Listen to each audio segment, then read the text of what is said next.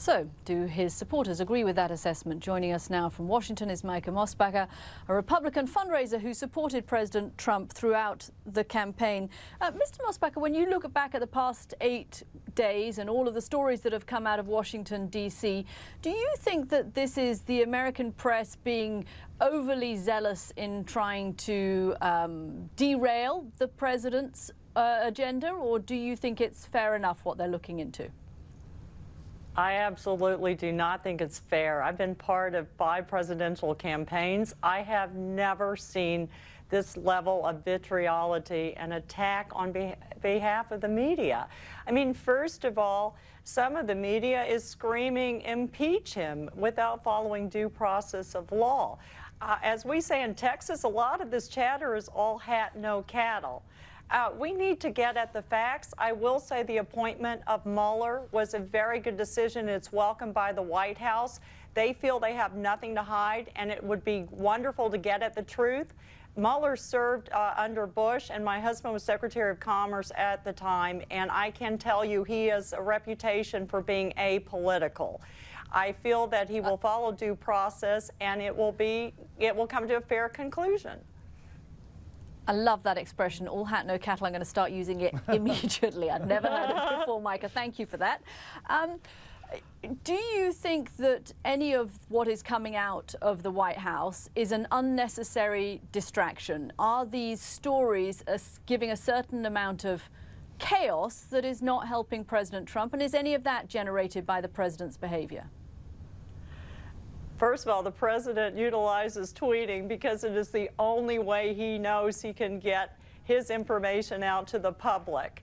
I will say there have been a few conflicting details coming out of the White House, and it's understandable that they've been trying to react to one crisis after another, some of them unforeseen.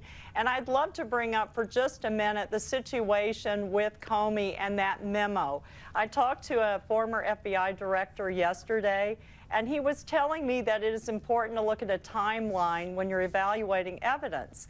General Flynn resigned on February 13. The conversation with Comey and the president took place on February 14th. At that point, Flynn was a moot point.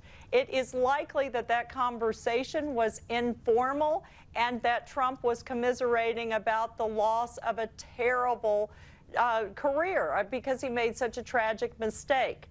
So I think that we need to follow due process in this country. Both Democrats and Republicans are looking forward to that, hopefully concluding in months, not years.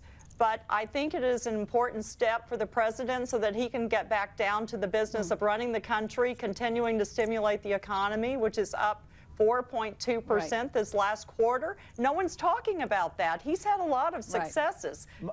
Mica Mosbacher, it's Tim Wilcox here in London. You talk about how the president uses his tweets to actually reach out and reach his supporters. Isn't the problem, though, that there is so much inconsistency in his tweets and how they vary in terms of the information from one day to the next? I mean, would it be an idea to actually, for somebody to get hold of the president's Twitter account and just stop him doing it?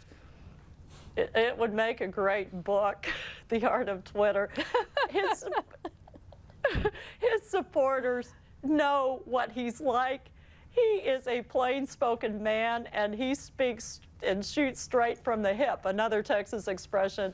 And his supporters have rallied around him, especially on Twitter. They're standing strongly behind this president. And I think that if he changed his style now, he wouldn't be trusted by his base. What you see is what you get with Trump.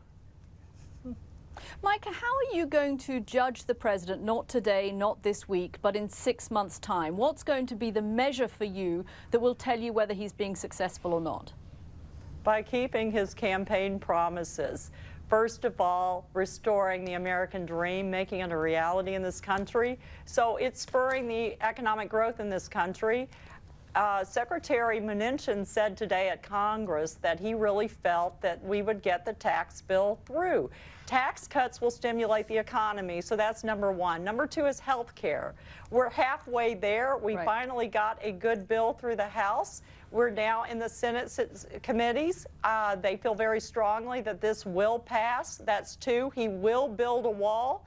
He's in process now negotiating with companies concerning sort of prototype walls to see what will work. He's closing down sanctuary cities. He's tough on crime. All of these were campaign promises. Yes. I'm going to have to jump in there. It's a long list, and we'll get you back to complete it for us before 6 months is out. Mica Mosbacher, thanks very much.